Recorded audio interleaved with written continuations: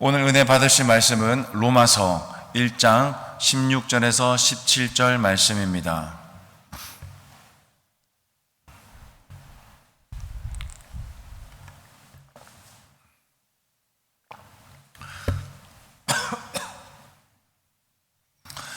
로마서 1장 16절에서 17절 말씀 함께 읽겠습니다. 내가 복음을 부끄러워하지 아니하노니 이 복음은 모든 믿는 자에게 구원을 주시는 하나님의 능력이 됨이라. 먼저는 유대인에게요 그리고 헬라인에게로다.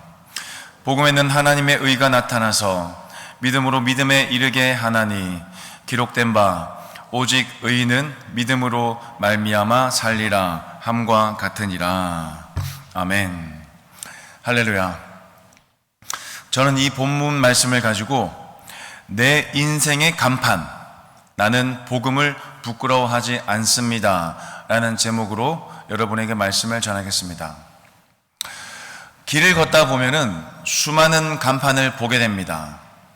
가게마다 간판에 제각각 써 있는데 원조, 3대째, 우리는 국내산만 사용합니다 라는 등 가장 자신 있는 것들만 써 놓습니다. 왜 그럴까요? 간판은 그 집이 무엇을 자랑하는지를 보여주기 때문입니다. 사람도 마찬가지입니다. 자랑스러운 것은 드러내고 부끄러운 것은 감춥니다. 여러분들은 무엇을 드러내고 무엇을 감추고 사십니까? 그렇다면 우리 믿는 사람들은 무엇을 자랑하며 드러내며 살아야 할까요? 오늘 본문 속의 바울은 자신의 인생 간판을 분명하게 내걸고 있습니다. 무엇인가요? 복음입니다. 바울은 16절에서 분명히 말합니다. 내가 복음을 부끄러워하지 아니하노니. 여러분, 바울은 자랑할 것이 없는 사람이 아니었습니다. 태어난 지 8일 만에 할례를 받은 베냐민 지파 출신의 최고 율법 교육을 받은 바리새인이었으며 종교적인 열심도 정말 대단했습니다. 어디에 내놔도 손색이 없을 정도로 정말 훌륭한 간판이었죠. 그러나 예수 그리스도를 만난 뒤에 바울은 이 간판을 내렸습니다. 그리고 새로운 간판을 내걸었죠. 복음입니다. 이 새로운 간판을 내걸고서 바울은 부끄러워하지 않는다라고 말했습니다. 왜 바울은 복음을 부끄러워하지 않는다라고 했을까요? 여러분, 바울이 이 로마서 편지를 보내는 곳은 어디입니까? 로마입니다. 로마에는 권력이 있었고 군사력이 있었고 헬라의 철학과 지혜가 있었습니다. 그런데 이런 것에 비하면 바울이 전하는 복음은 십자가에 못 박힌 예수입니다. 이 예수는 세상의 눈에는 정말 초라하고 어리석게 보일 수밖에 없었죠. 그럼에도 불구하고 바울은 말합니다. 나는 복음을 부끄러워하지 않는다. 왜 그럴까요? 복음이 사람의 사상이나 철학이 아니라 모든 믿는 자에게 구원을 주시는 하나님의 그 능력이기 때문입니다. 바울이 로마에서도 복음을 전하고 싶었던 이유, 복음을 부끄러워하지 않는 이유가 바로 여기에 있는 것이죠. 그러므로 사랑하는 여러분, 우리도 한번 물어봐야 합니다.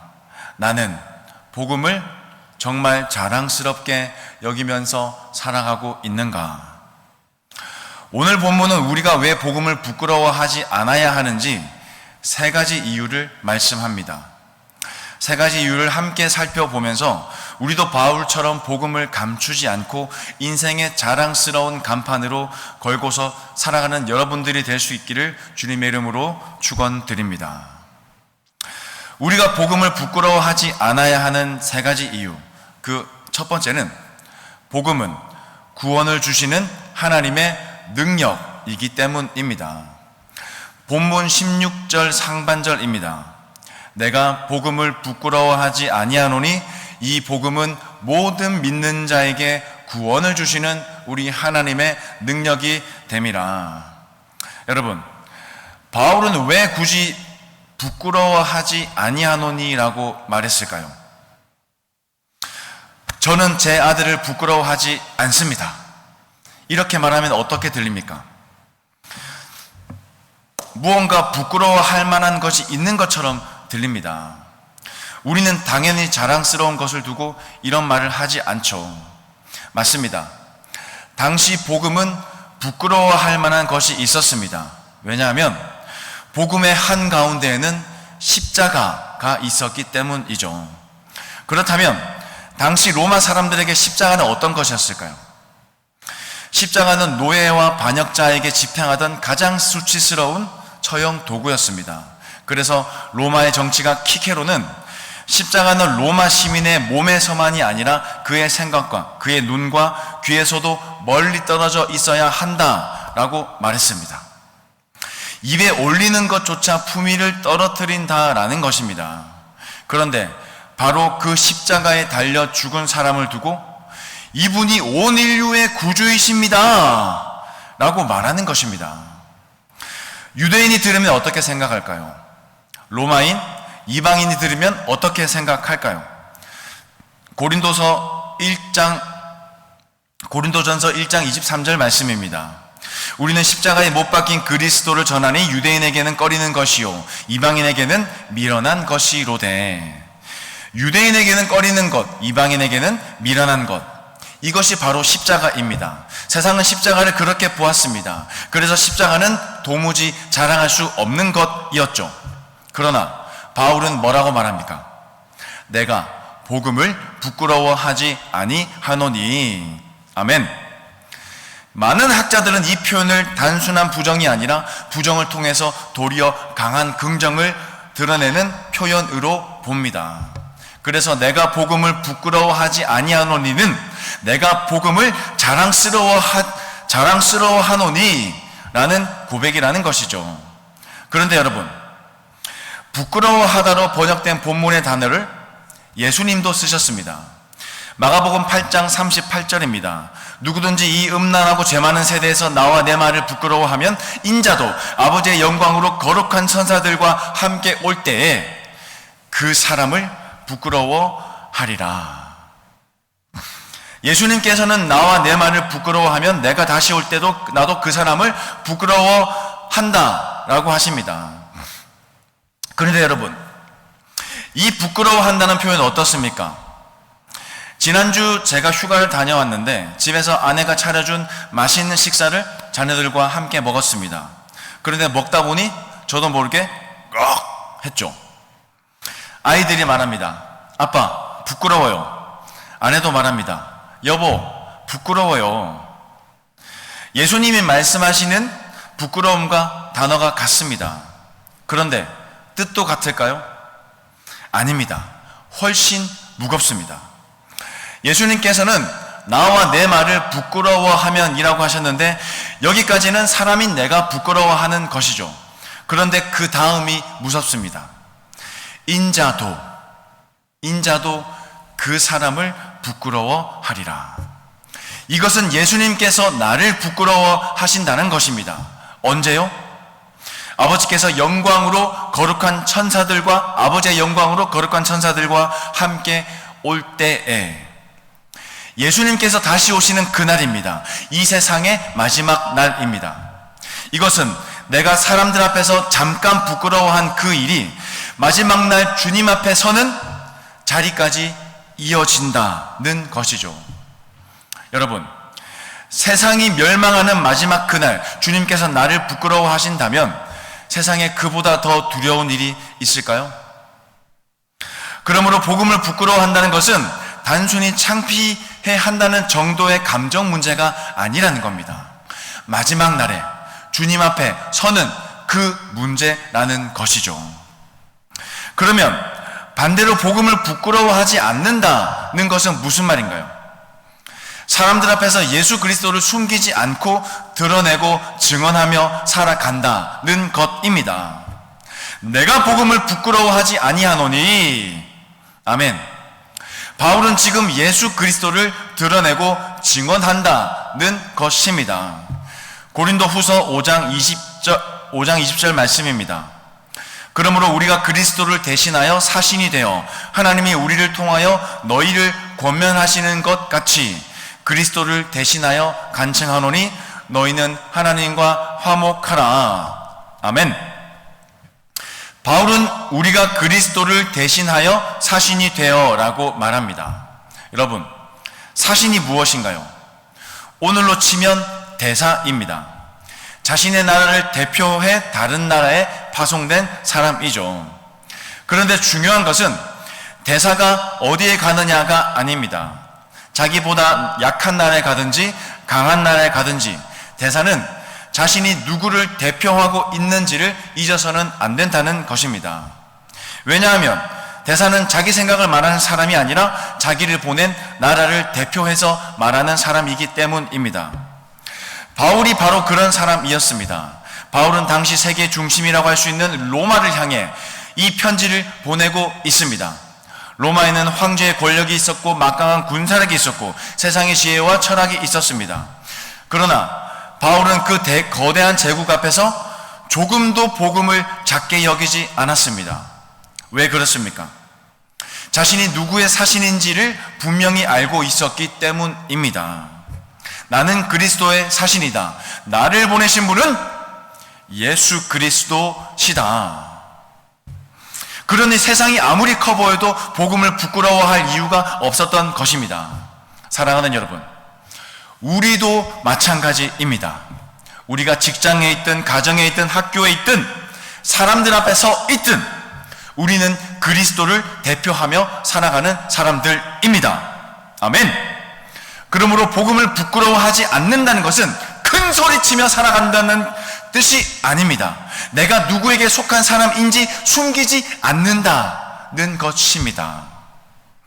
예수님을 믿는 사람답게 살아가고 기회가 주어질 때 예수 그리스도를 증언하는 것입니다. 바울은 그렇게 고백합니다. 나는 복음을 부끄러워하지 않습니다.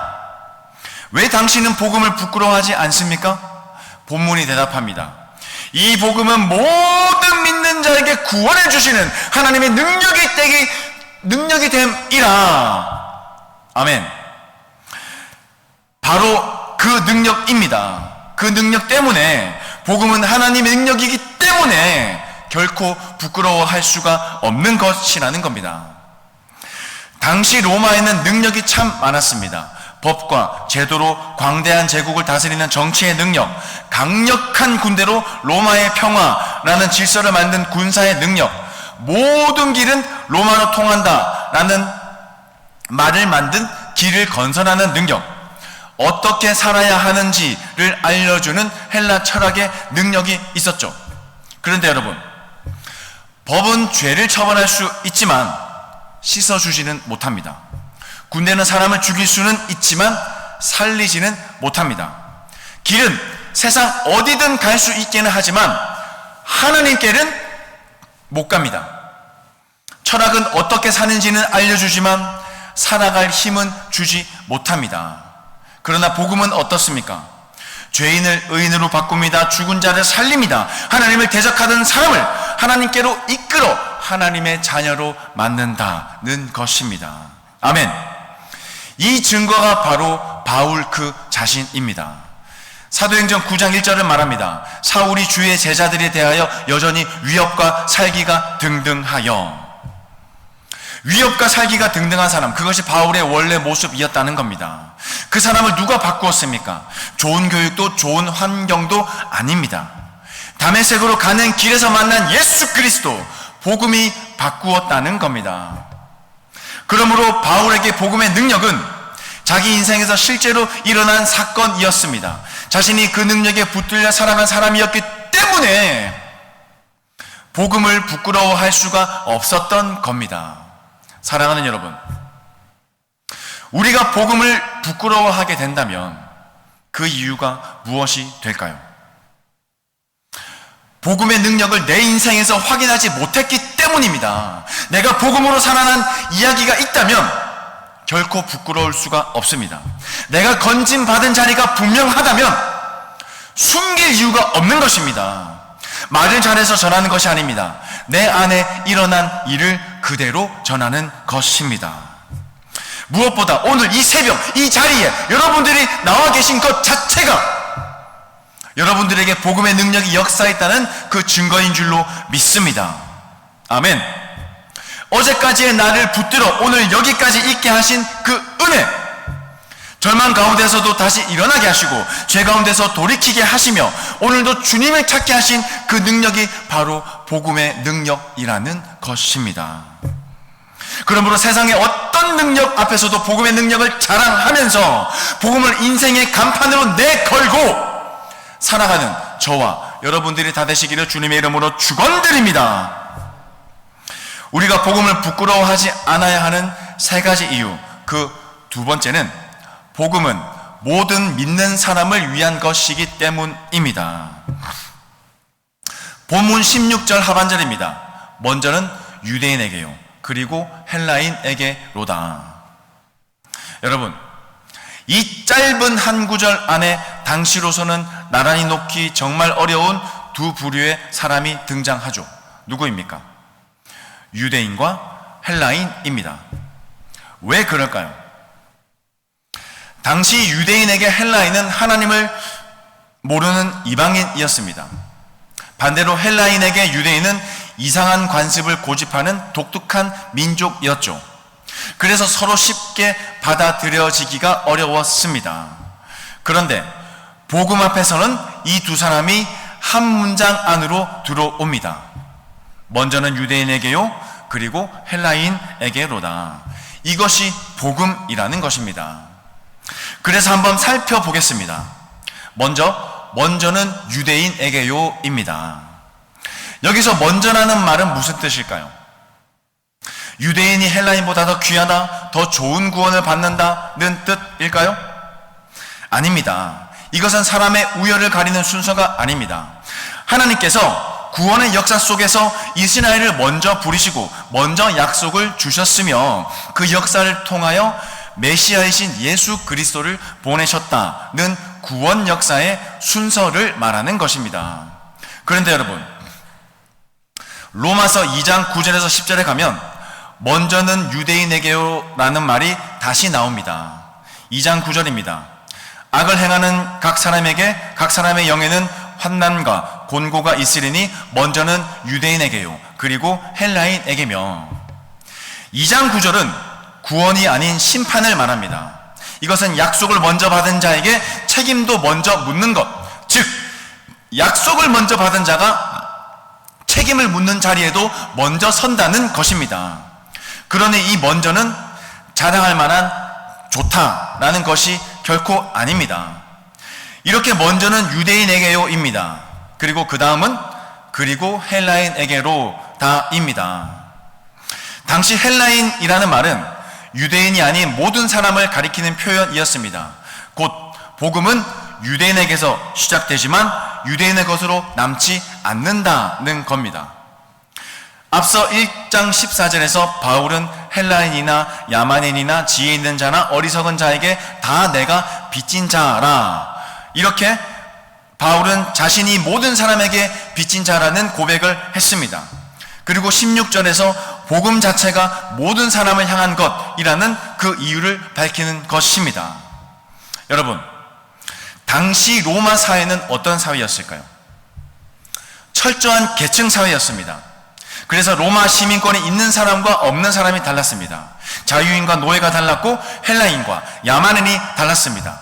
배운 자와 배우지 못한 자도 달랐죠. 그런데 여러분, 그런 차별은 로마 사회에만 있던 것이 아니었습니다. 유대 사회에도 있었습니다. 성전에조차도 그랬죠.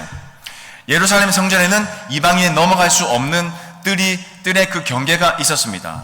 사람과 사람 사이에 넘을 수 없는 담이 있었다는 겁니다.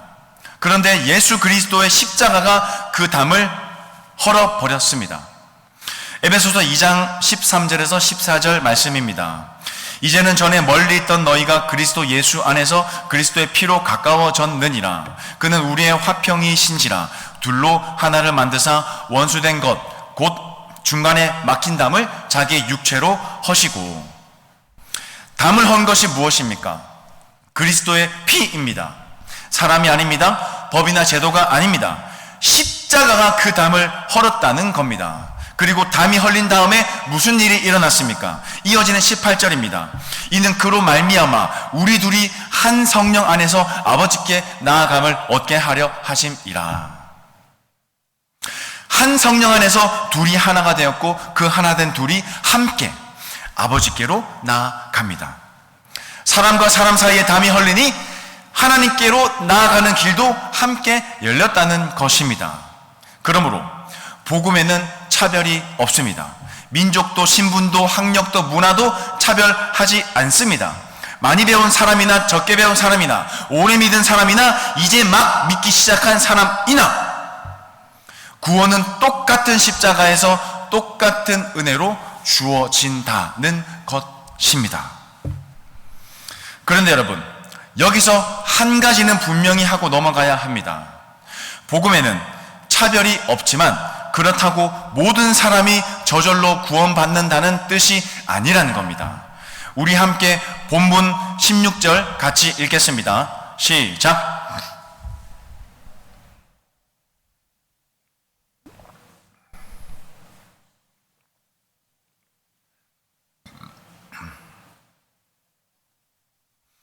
아멘. 본문은 모든 사람이 아니라 모든 믿는 자라고 말씀합니다.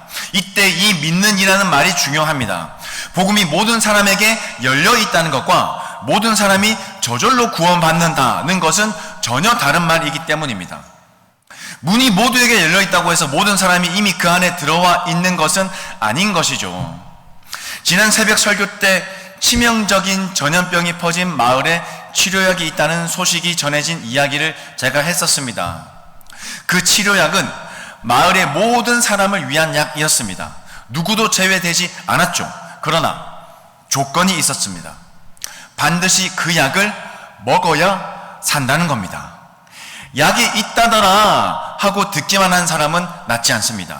그거 좋은 약이지 하고 인정만 한 사람도 낫지 않습니다. 받아서 먹은 사람만이 사는 것입니다. 복음도 그렇습니다. 복음은 모든 사람을 위해 준비된 하나님의 능력입니다. 그러나 그 능력은 믿는 자에게만 구원으로 나타나는 것입니다. 요한복음 1장 12절입니다. 영접하는 자 곧 그 이름을 믿는 자들에게는 하나님의 자녀가 되는 권세를 주셨으니, 영접하는 자 곧 그 이름을 믿는 자들에게 주신다는 겁니다. 그런데 여러분, 여기서 한 가지 눈여겨볼 것이 있습니다. 바울은 본문 16절에서 구원받는 사람을 가리켜 한 번 믿었던 자라고 하지 않고 믿는 자라고 부릅니다. 왜 그럴까요? 믿음은 한 번 믿고 끝나는 일이 아니기 때문입니다. 복음은 믿음으로 시작되고 그 믿음이 우리 삶 전체를 붙들기 때문입니다. 그래서 처음 믿을 때만 필요한 것이 아니라 살아가는 내내 필요한 것이 바로 믿음이라는 것입니다. 그러므로 우리의 고백은 이것이어야 합니다. 처음과 같이 항상 이제와 영원히 저는 예수님을 믿습니다. 아멘. 그러므로 여러분, 우리는 여기서 두 가지를 함께 붙들어야 합니다. 첫째, 복음의 문은 누구에게나 열려 있으니 우리는 그 누구의 이름도 미리 지워서는 안 됩니다. 둘째, 그 문은 믿음으로 들어가는 문이니 우리는 반드시 복음을 전해야 합니다. 아멘.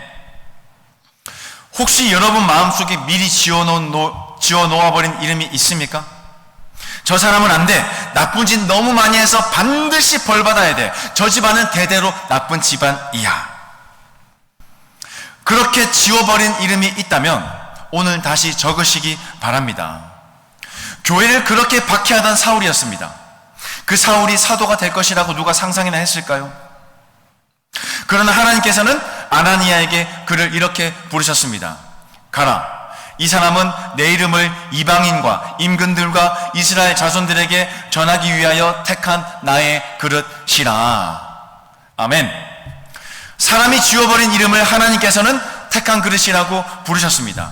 그러므로 복음 앞에 사람의 문턱을 만들지 않고 한 영혼도 미리 포기하지 않고 믿음으로 들어오도록 복음을 전하는 저와 여러분이 다 되시기를 주님의 이름으로 축원드립니다. 아멘. 우리가 복음을 부끄러워하지 않아야 하는 세 가지 이유. 그 세 번째는 복음은 믿음으로 살게 하기 때문입니다. 우리 함께 본문 17절 말씀 읽겠습니다. 시작.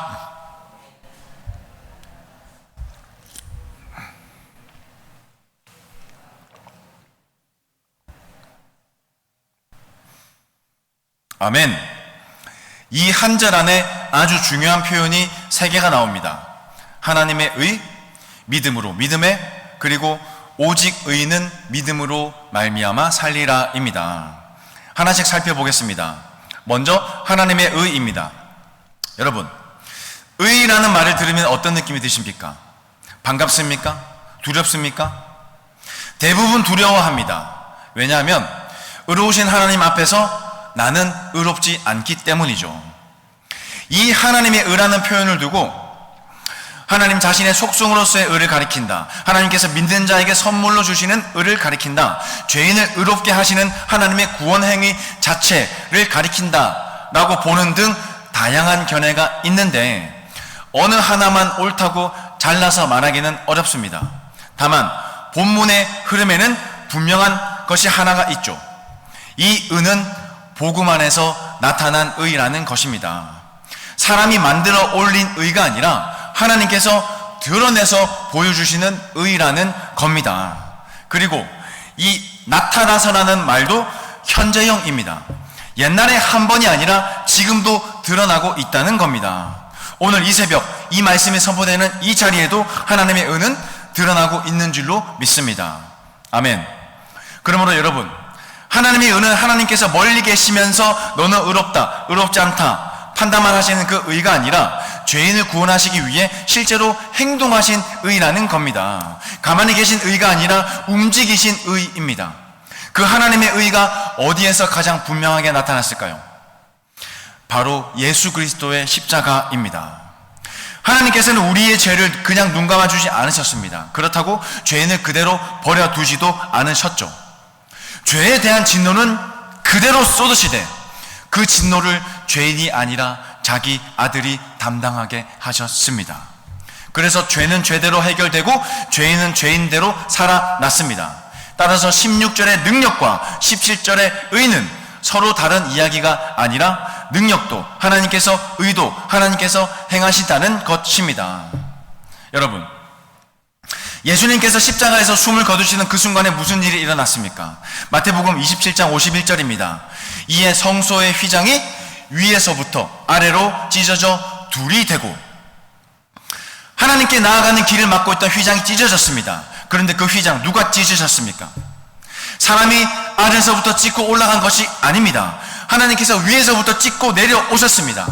이것이 하나님의 의라는 겁니다. 내가 쌓아 올려 하나님께 닿는 것이 아니라 하나님께서 내려오시면서 길을 열어주셨다는 것입니다. 종교개혁자 마틴 루터는 하나님의 의라는 이 말을 오랫동안 미워했습니다. 왜냐하면 하나님의 의는 죄인을 벌하시는 잣대였기 때문입니다. 그래서 아무리 기도하고 금식하고 수도원의 규칙을 잘 지켜도 하나님 앞에 설 자신이 없었다는 것입니다. 그러다가 바로 로마서 1장 17절, 여기서 눈이 열렸습니다. 하나님의 의는 나를 심판하려고 들이대는 잣대가 아니라 그리스도 안에서 죄인을 의롭다 하시는 은혜였구나. 아멘. 이것을 깨달은 뉴턴은 자신이 다시 태어나서 활짝 열린 문으로 낙원에 들어가는 것 같았다라고 고백했습니다. 이것이 바로 복음이라는 겁니다. 내가 나의 의를 쌓아 하나님께 올라가는 것이 아닙니다. 하나님께서 그리스도 안에서 죄인을 의롭다 하시고 구원하시는 것입니다. 아멘. 다음으로 믿음으로 믿음에 이르게 하나니입니다. 이 표현은 학자들 사이에서도 여러 가지 해석이 있습니다. 그러나 한 가지는 분명합니다. 복음은 믿음으로 시작해서 믿음으로 나아간다는 겁니다. 우리의 구원에 믿음 외에는 다른 자랑이 들어올 자리가 없다는 것이죠. 그런데 여러분, 우리는 이렇게 생각할 때가 있습니다. 은혜로 구원받았으니까 이제 내가 잘하자. 믿음으로 구원받았으니 이제 잘 행동해서 그것을 유지하자. 맞습니까? 아닙니다. 믿음으로 시작한 인생은 믿음 아니면 절대 계속되지 않습니다. 이것 때문에 크게 흔들린 교회가 있죠. 바로 갈라디아 교회입니다. 이 교회는 복음을 듣고 믿음으로 구원받았습니다. 그런데 할례도 받아야 한다, 율법도 지켜야 한다는 소리를 듣습니다. 믿음의 행위를 구원의 조건으로 더하는 것이죠. 그래서 흔들립니다. 이 소식을 들은 바울이 강하게 책망하죠. 어리석도다 갈라디아 사람들아, 너희가 성령을 받은 것이 율법의 행위로냐 혹은 듣고 믿음으로냐? 너희가 이같이 어리석으냐? 성령으로 시작하였다가 이제는 육체로 마칠 거냐? 갈라디아서 3장 1절에서 3절 말씀의 일부분입니다. 오늘 우리에게도 이런 말은 동일하게 들려옵니다. 뭔가 더 해야지 믿음만으로 되겠나? 그런데 여러분, 믿음의 무엇을 더 얻는 순간 그것은 이미 복음이 아닙니다. 성령으로 시작한 것을 육체로 마칠 수 없는 것이 복음이라는 겁니다. 그러므로 시작이 믿음이었다면 오늘도 믿음입니다. 예수님 다시 오시는 그날까지 온전한 믿음으로 믿음에 이르는 여러분들 다 되시기를 주님의 이름으로 축원드립니다. 마지막으로 오직 의인은 믿음으로 말미암아 살리라입니다. 이 말씀은 바울이 기록했죠. 그런데 바울이 만든 말이 아닙니다. 하박국 2장 4절 말씀입니다. 보라, 그의 마음은 교만하며 그 속에서 정직하지 못하나 의인은 그의 믿음으로 말미암아 살리라. 아멘. 바울은 이 말씀을 인용했습니다. 그렇다면 하박국은 어떤 상황에서 이 말씀을 받았을까요? 하박국은 하나님께 끊임없이 질문했던 선지자입니다. 하나님, 어찌하여 악한 자가 형통합니까? 왜 죄악이 가득한데 하나님께서는 잠잠하신 건가요? 도무지 이해할 수 없는 현실을 바라보며 하나님께 질문했습니다. 그런데 하나님께서는 하박국에게 더 놀라운 말씀을 하시죠. 바벨론을 사용하여 유다를 심판하겠다는 것입니다. 하박국의 입장에서는 더 이해하기가 어려웠습니다. 상황은 나아지는 것이 아니라 오히려 더 이해할 수 없게 되었던 것이죠. 바로 그때 하나님께서 주신 말씀이 바로 이것입니다. 의인은 그의 믿음으로 말미암아 살리라. 이 말씀은 모든 것이 잘 풀리고 이해될 때 주신 말씀이 아닙니다. 설명되지 않는 시간, 응답이 보이지 않는 시간에 하나님께서 주신 말씀이라는 것이죠. 모든 답이 눈에 보여야 모든 것을 다 이해하면서 사는 것이 아니다. 그래서 의인은 믿음으로 사는 것이다. 아멘. 그렇다면 바울은 왜 하박국의 말씀을 로마 성도들에게 가져왔을까요? 바울은 하박국 말씀을 인용하여 의로운 자가 믿음으로 산다는 사실이 새로운 주장이 아니라 이미 성경에 증언된 진리임을 보여주기 위해서였습니다. 또 로마의 성도들은 제국의 심장부에서 소수로 살아가던 사람들이었습니다. 황제의 권위가 압도적인 제국의 심장부에서 예수를 주님이라고 고백하며 살았습니다. 언제 무슨 일을 당할지 모릅니다. 그런 그들에게 하박국의 그 말씀이 그대로 들려온 것입니다. 의인은 믿음으로 말미암아 살리라. 무너지는 한복판에서도 살아남는 길, 그것이 바로 믿음이라는 겁니다. 사랑하는 여러분, 그렇다면 오늘 우리에게는 어떻습니까?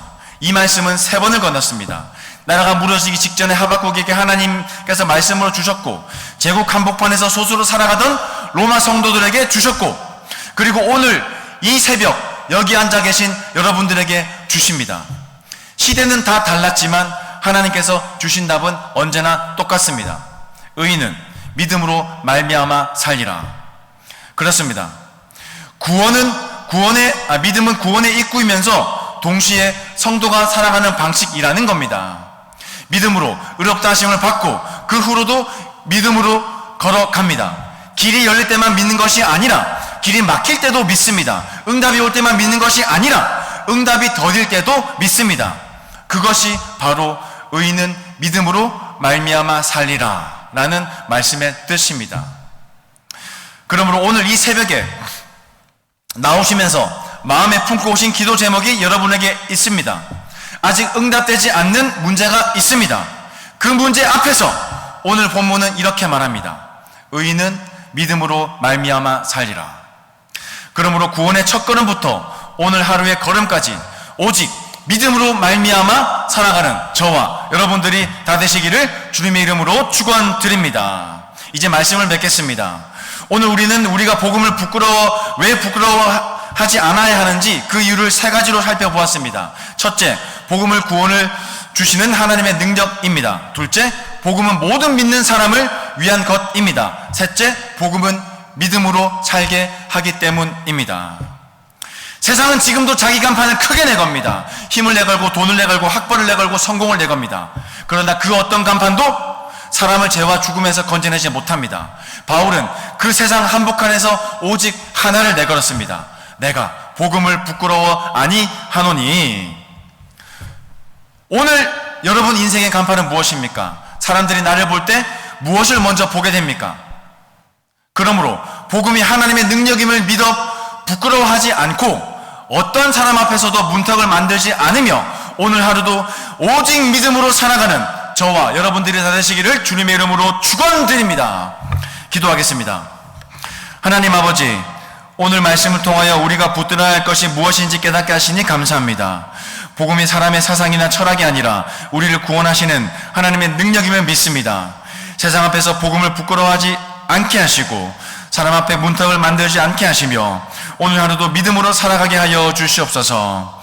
오늘도 믿음으로 예물 드린 손길이 있습니다. 그 손길 축복하여 주시고 30배, 60배, 100배로 갚아주사 주님의 나라와 그 뜻을 이루는데 귀하게 복되게 사용하여 주시옵소서. 감사드리며 예수님의 이름으로 기도드립니다. 아멘.